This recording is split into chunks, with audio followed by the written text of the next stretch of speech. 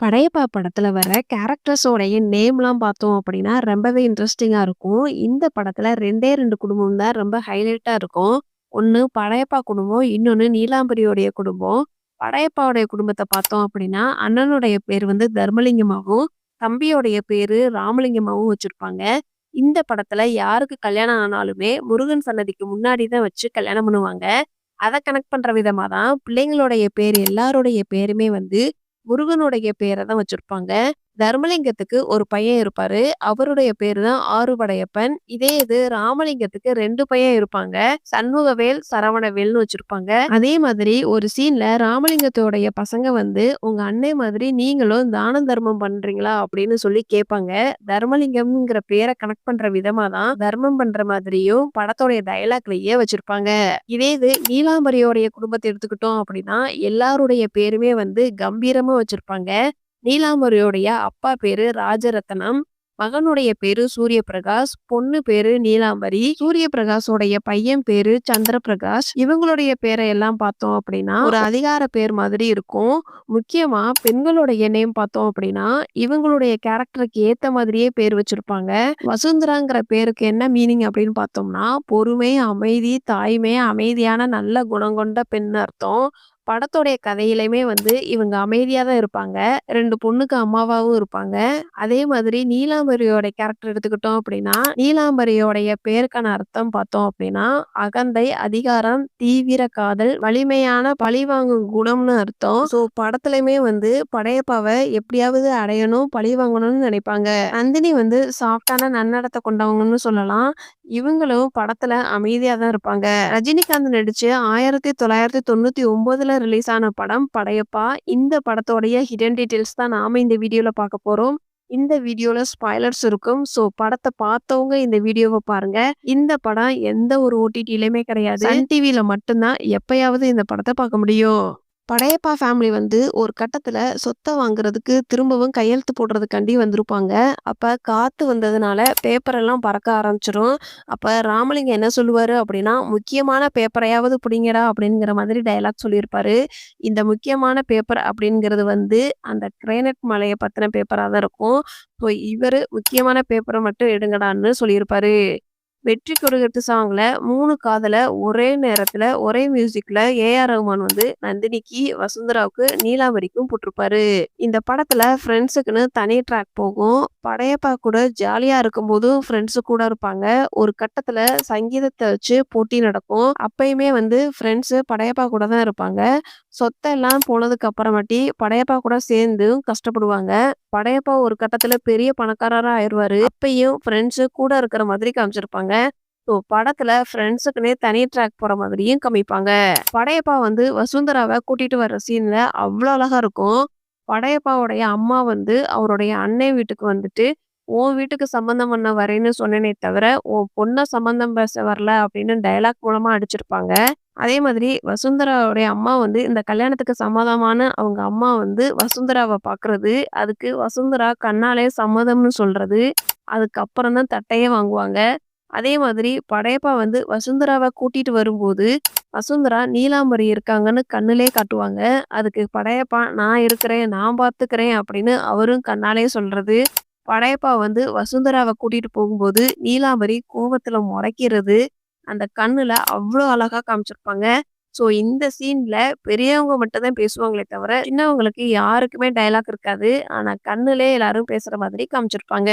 அதே சீன்ல சூர்ய பிரகாஷ் வந்து நந்தினியும் அவருடைய ஹஸ்பண்டும் பார்ப்பாரு. அப்ப 2 பேரும் ஹேப்பியா இருப்பாங்க. அத பார்த்து சூர்ய பிரகாஷ் வந்து ரொம்ப கில்ட்டியா ஃபீல் பண்ணுவாரு. நந்தினியோடைய அம்மா வந்து அவங்க அண்ணன் கிட்ட சொத்து இல்லன்னு ஒரே காரணத்தினால தானே அன்னைக்கு என் பொண்ண வேணான்னு சொன்னேன் அப்படின்னு ஒரு டயலாக் சொல்லுவாங்க. நந்தினியோட ஹஸ்பண்ட் வந்து அந்த டைம் நந்தினி மேல கை வச்சு, "நான் இருக்கிறேன்" அப்படின்னு கை வச்சு எக்ஸ்பிரஷன் மூலமா ஆடியன்ஸுக்கு கன்வே பண்ணியிருப்பாரு. நீலாம்பரியோடைய கல்யாணத்துல அவமானப்பட்டதுனால தான் அவங்க அப்பா வந்து இறந்து போயிருப்பாங்க அப்படிங்கிறதுக்கான டீட்டெயிலா தான் நீலாம்பரியோடைய ஃபோட்டோக்கு முன்னாடியே அவங்க அப்பா இறந்து போயிருப்பாரு. நீலாம்பரியோடைய கொலுசுல அவ்ளோ டீட்டெயில் வச்சிருப்பாங்க. ஃபர்ஸ்ட்டு நீலாம்பரி வந்து அந்த கொலுச லவ் ப்ரொபோஸ் பண்ணும்போது மின்சார பூவே சாங்ல தான் சலங்கைய மாட்டிட்டு ஆடுவாங்க. அதாவது படையப்பா மேல இருக்கிற ஆசையில ஃபர்ஸ்ட் டைம் அந்த கொலுச மாட்டியிருப்பாங்க. இதே இது செகண்ட் டைம் வந்து அவங்க அப்பா இறந்து போனதுனால படையப்பா வசுந்தராவ கல்யாணம் பண்ணிக்க போறாருன்னு தெரிஞ்சதுனால படையப்பா மேல இருக்கிற வெறியில 2வது டைம் கொலுச மாட்டி பரதநாட்டியம் ஆடுவாங்க. அதே மாதிரி நீலாம்பரி வந்து கொலுசு மாதிரி படையப்பாவ காலடியிலேயே வச்சுக்க தான் ஆசைப்படுவாங்க. அதுக்கான டீட்டெயிலா தான் மின்சார பூவே பாட்டுலயுமே இந்த ஒரு டயலாக்க வச்சு பாடியிருப்பாங்க. ஒரு கட்டத்துல கல்யாண விஷயத்துல நீலாம்பரி வந்து தோத்து போனதுனால, இனிமேல் படையப்பாவ நம்மனால காலடியில வச்சுக்கவே முடியாது அப்படிங்கிறதுக்காக அந்த கொலுச கழட்டி தூக்கி போட்டுருவாங்க. அதே மாதிரி 18 வருஷத்துக்கு அப்புறம் திரும்பவும் படையப்பாவ பழி வாங்கலாம்னு நினைச்சு அந்த கொலுச எடுத்து மாட்டிக்குவாங்க. படையப்பாவ அடிமைப்படுத்தலாம் அப்படின்னு நினைச்சு, அவருடைய பொண்ணு மூலமா நினைப்பாங்க. ஆனா கடைசியில படையப்பா தான் வந்து ஜெயிக்கிற மாதிரி காட்டியிருப்பாங்க.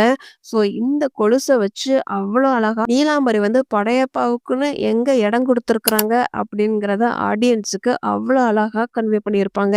இந்த படத்தோடைய டைரக்டர் கே.எஸ். ரவிக்குமாரோடைய பேர் போடும்போது, அதாவது உரி அடிச்சிருப்பாரு. படையப்பா வந்து கைய ஒரு மாதிரி சக்சஸ் ஆன மாதிரி ஆக்ஷன் பண்ணியிருப்பாரு. அதே மாதிரி படையப்பா வந்து வசுந்தராவ கூட்டிட்டு வரும்போதும் சக்சஸ் ஆன மாதிரி கைய ஆக்ஷன் பண்ணியிருப்பாரு. கல்யாணம் ஆனதுக்கு அப்புறம், தாலி கட்டுனதுக்கு அப்புறம் சக்சஸ் ஆன மாதிரி கைய ஆக்ஷன் பண்ணியிருப்பாரு. காலமும் பொழுதும் போகுது அப்படிங்கிறதுக்கான டீட்டெயிலா சூர்ய பிரகாஷ் வந்து அரசியல்ல இருப்பாரு. அவர வச்சு ஒவ்வொரு பதவியா மேல வர்றத அழகா டிரான்சிஷன் மூலமா காட்டியிருப்பாங்க. செகண்ட் ஹாஃப்ல படையப்பாவ காமிக்கும்போது எந்த அளவுக்கு பணக்காரரா இருக்கிறாரு அப்படிங்கிறதுக்கான டீட்டெயிலா தான் ராமலிங்கம் வந்து சூர்ய பிரகாஷ் கிட்ட வீடு அடமானத்துல இருக்குது. பணம் கொடுத்து ஹெல்ப் பண்ணுங்க அப்படின்னு சொல்லி உதவி கேட்டு வந்திருப்பாரு. அப்ப சூர்ய பிரகாஷ் வந்து என்னதான் கட்சியில இருந்தாலும் கிருஷ்ணசாமி முதலியார் வந்து அவரே பெரிய பதவியில இருக்கிறாரு. என்னால ஒண்ணுமே பண்ண முடியாது அப்படின்னு சொல்லி கைய விரிச்சிருப்பாரு. அந்த நேரத்துல படையப்பா வந்து தான் காசு கொடுத்து அந்த வீட்டை திரும்பவும் மீட்பாரு. படையப்பாவுக்கே கிருஷ்ணசாமி முதலியார் வந்து பயப்படுற மாதிரி தான் காமிச்சிருப்பாங்க. ஸோ படையப்பா வந்து பெரிய ஆளா இருக்கிறாரு அப்படிங்கிறதுக்கான டீட்டெயிலா தான் இந்த ஒரு சீனை வச்சிருந்திருக்கலாம். அதே மாதிரி அவருடைய பர்த்டேக்கு வந்து பிசினஸ்மேன் வந்து வாழ்த்து சொல்ல வந்திருப்பாங்க. அரசியல்வாதிகளும் வாழ்த்து சொல்ல வந்திருப்பாங்க. அரசியல்வாதியா வரவர் தான் வந்து ரஜினிகாந்தோடைய ஃப்ரெண்டு ராஜ்பகதூர். இவருக்கு கே.எஸ். ரவிக்குமார் தான் டப்பிங் வாய்ஸ் குடுத்திருப்பாரு. அனிதாவுக்கு கல்யாணம் ஏற்பாடு பண்ணியிருப்பாங்க. அப்ப இந்த கல்யாணத்துல சம்மதம் இல்ல அப்படின்னு சொல்லியிருப்பாங்க. ஆனா படையப்பா 2வது பொண்ணுக்கு கல்யாணம் பண்ணி வைக்க சம்மதமா அப்படின்னு கேட்பாரு. எனக்கு சம்மதம் தான். ஆனா அக்காக்கு கல்யாணம் ஆகட்டும். அதுக்கப்புறம் நான் கல்யாணம் பண்ணிக்கிறேன் அப்படின்னு சொல்லுவாங்க. இவங்க கல்யாணத்துக்கு ரெடியா தான் இருக்கிறாங்க அப்படிங்கிறதுக்கான டீட்டெயிலா எங்க வச்சிருப்பாங்க அப்படின்னா, இவங்களுடைய ஃபர்ஸ்ட் இன்ட்ரோ சீன்ல வசுந்தரா வந்து அனிதாவ பார்த்து படிச்சதெல்லாம் போதும். வீட்டு வேலைலாம் செய்ய கத்துக்கோ அப்படின்னு சொல்லுவாங்க. அதுக்கு 2வது பொண்ணு என்ன சொல்லுவாங்க அப்படின்னா, நான் வேணா கல்யாணம் பண்ணிக்கிறேன். அக்காவ வேணா படிக்க வைம்மா அப்படின்னு சொல்லுவாங்க. ஸோ இந்த டயலாக் மூலமாவே 2வது பொண்ணுக்கு கல்யாணம் மேல இன்ட்ரெஸ்ட் இருக்குது அப்படிங்கிறத ஆடியன்ஸுக்கு ஆரம்பத்திலேயே கன்வே பண்ணியிருப்பாங்க. நீலாம்பரியும் அனிதாவும் பேசிக்கிட்டே வருவாங்க. அப்ப நீலாம்பரி தப்பா தான் கைட் பண்றாங்க அப்படிங்கிறதுக்கான ரெஃபரன்ஸா நடந்து வந்துகிட்டே இருக்கும்போது கருப்பு கலர் லைட் எஃபெக்ட் வரும். அதுக்கப்புறமேட்டு விஷயத்த எல்லாத்தையும் கன்வே பண்ணுனதுக்கு அப்புறம் வெளிச்சமான இடத்துக்கு வருவாங்க. அதே மாதிரி நீலாம்பரி வந்து அனிதாவ பிரெயின் வாஷ் பண்றாங்க அப்படிங்கிறதுக்கான டீட்டெயிலா இவங்க 2 பேரும் பேசுறத மேல இருந்து கீழ வரைக்கும் காமிச்சிருப்பாங்க.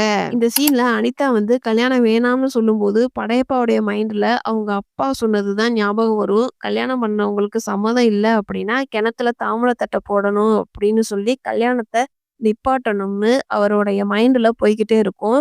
அதுக்கான டீட்டெயிலா தான் இந்த ஒரு ஷாட்ல மேல இருந்து படையப்பாவுடைய தலையிலேயே இந்த ஷாட் இருக்கிற மாதிரி வச்சிருப்பாங்க. அதே மாதிரி இந்த கல்யாணம் நடக்காது அப்படிங்கிறதுக்காக இந்த சீனோடைய ஸ்டார்ட்டிங்லயே சிவப்பு கலர் டிரான்சிஷன்ல தான் யூஸ் பண்ணியிருப்பாங்க. இந்த படத்துக்கும் ராமாயணத்துக்கும் ஒரு ஒற்றுமை இருக்குது. ராமாயணத்துல அனுமன் வந்து ராவணன் கிட்ட சமரசம் பேசுறதுக்காண்டி வந்திருப்பாரு. அப்ப அனுமனுக்கு உட்கார்றதுக்கு சேர் கொடுக்காம அசிங்கப்படுத்தியிருப்பாங்க. அதனால அனுமன் வந்து தன்னுடைய வாளையே சேரா மாத்திருப்பாரு.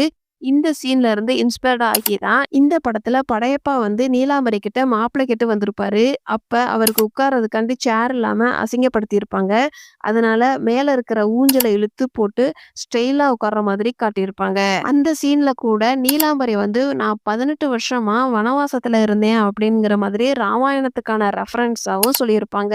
ப்ரீ கிளைமேக்ஸ்ல சூரிய பிரகாஷ் இறந்துட்டாரு அப்படிங்கிறதுக்கான டீட்டெயிலா தான் இந்த கார் பறந்து கீழே விழும்போது சூரிய பிரகாஷோடைய சத்தம் மட்டும் கேட்கிற மாதிரி காமிச்சிருப்பாங்க.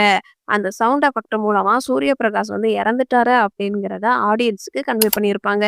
படையப்பா சொன்ன டேட்ல 2 பொண்ணுங்களுடைய கல்யாணத்தையும் நடத்தி முடிச்சிருவாரு. அதுக்கப்புறம் தான் நீலாம்பரியோட என்ட்ரி கிளைமேக்ஸ்ல வரும். அதே சீன்ல படத்தோட எண்டிங்ல வேலை எடுத்துட்டு போய் சாமி கிட்ட வைக்கும்போது வெற்றி கொடிகட்டு சாங் கூட பிஜிஎம் வரும். ஸோ பல தடைகளை தாண்டி நம்ம வாழ்க்கையிலேயே சக்சஸ் ஆகணும் அப்படிங்கிற மாதிரி இந்த பாட்டை கிளைமேக்ஸ்லயும் போட்டிருப்பாங்க.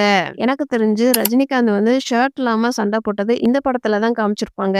ஒரு கட்டத்துல படையப்பா ஃபேமிலி வந்து ஒரு குடிசையில வாழ்வாங்க. அப்ப படையப்பா வந்து நந்தினிக்கு சாப்பாடு ஊட்டும்போது, உனக்கு நல்ல வசதியான மாப்பிள்ளை, நல்ல அழகான மாப்பிள்ளை, நல்லா படிச்ச மாப்பிள்ளை பார்த்து கல்யாணம் பண்ணி வைக்கிறேன். உனக்கு பிடிச்ச மாப்பிள்ளை பார்த்து கல்யாணம் பண்ணி வைக்கிறேன் அப்படின்னு சொல்லும்போது அழுவாரு. உனக்கு பிடிச்ச மாப்பிள்ளைய எப்படி கல்யாணம் பண்ணி வைக்க முடியும்? ஏன்னா அவருக்கு தான் வந்து ஏற்கனவே கல்யாணம் ஆயிருச்சே அப்படின்னு சொல்லி அழுவாரு. இந்த டயலாக்க கனெக்ட் பண்ற விதமா தான் படையப்பா வந்து வசதி ஆகும்போது ஒரு இன்ஜினியர் வருவாரு. ஸோ அந்த இன்ஜினியருக்கும் நந்தினிக்கும் லவ் வந்திருக்கும். அப்ப நந்தினி மனசுக்கு பிடிச்ச மாப்பிள்ளையா பார்த்து கல்யாணம் பண்ணி வச்சிருப்பாரு. படத்துல இவருக்கு எந்த ஒரு டயலாக்குமே இருக்காது. படையப்பா படத்துல அனுமோகன் வந்து சின்ராசுங்கிற ரோல்ல ப்ளே பண்ணியிருப்பாரு. இவர் படம் ஃபுல்லா வந்தாலும் கொஞ்சம் டயலாக் தான் பேசியிருப்பாரு. புத்துக்குள்ள கைய விடும்போது பாம்பு கொத்தலையான்னு படையப்பாவை எப்பப்ப பாக்குறாரோ அப்பெல்லாம் இந்த டயலாக் தான் கேட்பாரு. படத்தோடைய ப்ரீ கிளைமேக்ஸ் அப்பதான் வந்து இதுக்கான ஆன்சரும் சொல்லியிருப்பாரு. பாம்பு கொத்த தான் செஞ்சுச்சு. ஆனா எனக்கு எந்த ஒரு விஷமும் ஏறாது அப்படிங்கிற மாதிரி பதில் சொல்லியிருப்பாரு. ஸோ இந்த கேள்விய இந்த படத்தோடைய ஸ்டார்ட்டிங்ல கேட்டிருப்பாங்க. ஆனா அதுக்கான பதில படத்தோடைய கிளைமேக்ஸ்ல தான் சொல்லுவாரு. படையப்பா படத்த ஒரு தடவையாவது நீங்க பார்த்திருக்கீங்க அப்படின்னா இந்த வீடியோக்கு லைக் பண்ணுங்க. இந்த படத்துல நடிச்ச எந்த கேரக்டர் ரோலும் உங்கள ரொம்ப இம்ப்ரெஸ் பண்ணுச்சு அப்படிங்கிறத கமெண்ட்ஸ்ல சொல்லுங்க. இதுக்கு முன்னாடி நம்ம சேனல்ல படையப்பா படத்தோடைய ஹிடன் டீடைல்ஸ் வீடியோ பார்ட் 1 நீங்க இன்னும் பார்க்கல அப்படின்னா கமெண்ட் பாக்ஸ்ல லிங்க் இருக்குது. வேணுங்கிறவங்க செக் பண்ணி பாருங்க. படையப்பா படத்துல இதெல்லாம் நான் நோட் பண்ண சின்ன சின்ன ஹிடன் டீடைல்ஸ். இந்த மாதிரி படத்தோட ஹிடன் டீடைல்ஸ் நீங்க இன்னும் தெரிஞ்சுக்கணும் அப்படின்னா நம்மளுடைய சேனலை சப்ஸ்கிரைப் பண்ணி பெல் ஐக்கானையும் கிளிக் பண்ணுங்க.